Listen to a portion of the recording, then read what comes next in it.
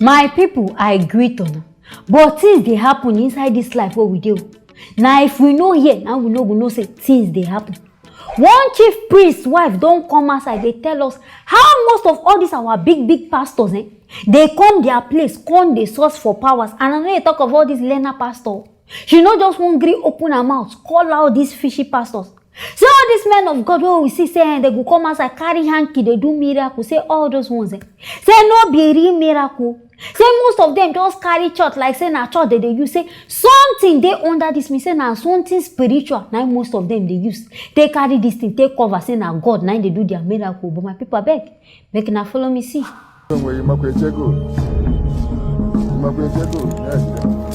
My name na Lolo Ebelechuku Obi. I be the wife of the chief priest Idemili Cultural Center Agolo.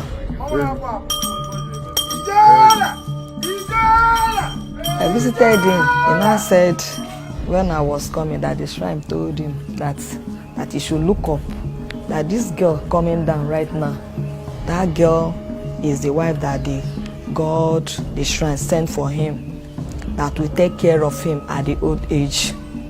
I dey look the age, I dey look myself. I don't know what to say. I did not respond though. Oh, when I tell my mother say no, say I will not go and marry him, or that the man is old man. And I told him that I will reason that when I was growing up, that they show me a place that I was sitting as a lolo. That maybe is that dream that I was seeing is this. My mom was not happy with me that time. And the man even tell me, say years back, 25 years ago, that people from Arabagana called him to come and collect offer. And I came from Abagana, that your Arabagana told him that he will come and stay with him for the rest of his life. And that Arabagana is a woman. I didn't even know that the Arabagana sent me to come and visit him for my own problem. I know they fear the work because when I was growing up, anywhere I went to, even at the pastor place, they always tell me, say, I be Ezewany. I have a call. They always prophesize about me, that I'm a great person. So I didn't even know that it was like this. That if I refuse to do this work, to accept this work, that they will make me mad. So I knew, say, I call for the work. And I'm beside him. That time where I dey go church, where I be prayer warrior, I dey see those things, all these native something, I dey see as a bad thing. But it's only when I begin to marry my husband. Now I notice and say I don't see any bad thing. Say most of the pastors, I can't see them. Where I could not even mention their names. Most of them come here, my oga come they work for them. I can't even begin to see say most of them they seek power from him. Then when they go back to their church, they will start begin to cast the water spirit, die, do this, do that. So I now begin to see say culture, na natural. And they prefer this one. Because when I want to pray, I will bring my cola. I will just talk straight to God. Some people, they reason say no only for church, now you go get your solution. They go, they pray for them. Spirit husband, die. Whereas the spirit husband will just stay there.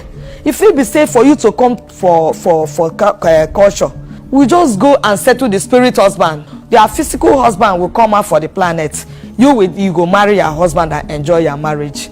They go, they tell them for church, say they go do deliverance for them. Whereas you don't go at deliverance for how many years? Whereas the same thing where they happen to you, go see they happen to you. When you buy things and go to the river and settle the spirit wife or spirit husband, the spirit husband or spirit wife will leave you alone.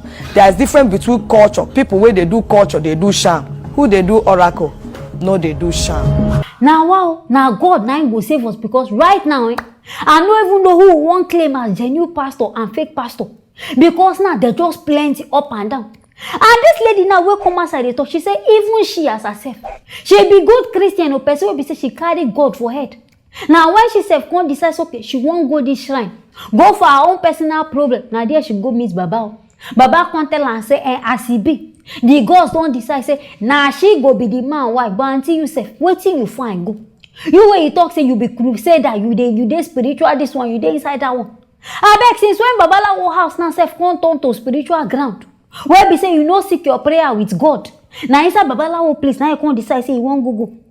But this one, she no dey even focus on herself. She just dey focus on the fact say most of all these big pastors, one na go sit there go carry water say drink, you get this one problem, come take. Say most of all this water na from this her place, her husband shrine.